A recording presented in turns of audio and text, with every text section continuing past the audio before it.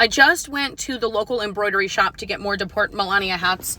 I'm out of the deport Melania hats. I think I have 3 left. And I like to get these ones that I carry around with me done at a local shop that is run by an Ethiopian immigrant. And so I went to put down the deposit, give my local business some money, and I'm going to go head out to Pacific Beach. I'm going to go to PB once I get these hats because a court ruling just made it legal for you to go be a vendor anywhere on the beach right now. And I'm like, I'm going to go take the International Deport Melania campaign to Pacific Beach, San Diego. I think it's going to be really funny. I've got to get a table made, like a banner for the table made that says the International Deport Melania campaign, or I'm considering making a flag that says Chelsea is God's, because once I saw this girl standing on a street corner in City Heights here in San Diego, and she had a flag behind her that said Jesus is God, and I thought that'd be hilarious if I had a flag that said Chelsea is God's.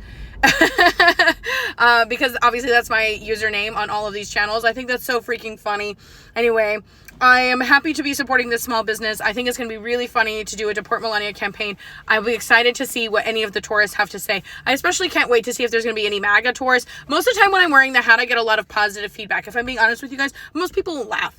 Like, people are not mad about the hat. They're laughing about the hat. I don't think I've ever had anyone say anything bad about the hat, except for one time when this stupid lady on a plane coming home from Minneapolis, of all places, and this was right in the thick of it when Minneapolis was being invaded by the Trump administration.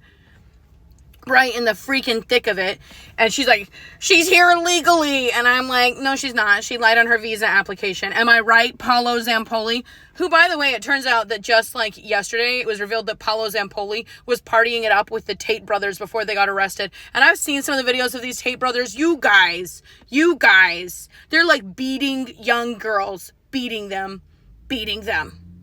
Like, little tiny baby girls, 14, 15-year-old little girls. These people are sick freaks, and when they all hang out together for a reason. Paolo Zampoli being involved in this, not a surprise at all. Not a surprise at all. These people are all in the Epstein files.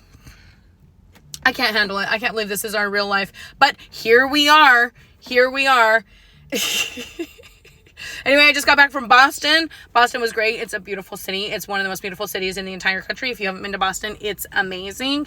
It has a ton of investment, a ton of money. You can tell the universities are so impressive. I was like, oh my God, Harvard. I was definitely feeling starstruck being in the presence of all of these great places and the history of Boston. We went down to the place where they did the tea party, and they do this funny little thing on boats where they throw pretend tea over and then they bring it back up. But like, the kids are kicking it over, so it's kind of cute.